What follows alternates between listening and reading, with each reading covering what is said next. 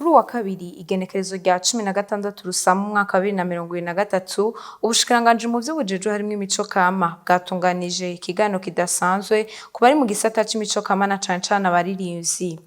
Muri ico kiganiro hakaba havugiwemwo ikibazo giheruka kwibonekeza ku ndirimbo zigera kuri 33 zahagaritswe n'ikigo kijejwe kugenzura ibinyamakuru ko bikora CNC. Abaririmbyi nkagira uko ishaka Boniface benshi bazi nka Bface on the floor akaba yagize ico ashikiriza ku bw'ico kibazo.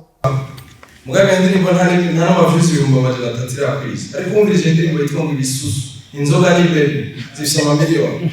Ese kuri yo kugerageje kuraba abarundi ivyo bakunda n'ibijyanye none twebwe tubaha ivyo badakunda. Mutureke twayohere ko nimwatuzibire imiziki. Eske Netflix mwayizibiye? Ibintu bijanye na Snapchat na TikTok ivyo muzibiye mu ndirimbo zacu biriyo.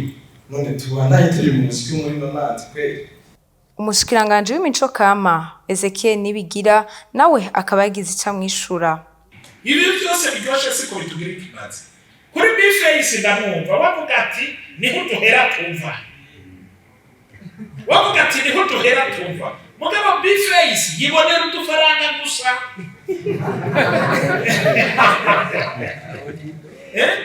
Mugabo hariho ubundi nawe Bface.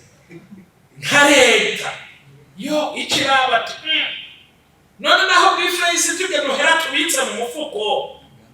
None kazoza k'igihugu nako bizogenda gute? Nico bituma rero uca usanga ingingo nka bene izi zifatwa kandi simbi burya ni na vyiza kugira ngo namwebwe hirya y'ejo muzobandanye muronka abantu babumviriza kuko hari n'ibintu bashobora kumviriza ugahava usanga bitumye banabaho igihe gito. Iyo niyo nshingano ya leta. CNC nimutahure yuko turabavyeyi dutegerezwa gutunganiriza abana bacu. Ico kiganiro kikaba cabaye mu ntumbero yo gukemurira hamwe ibibazo bitandukanye abarizi bagenda bahura navyo.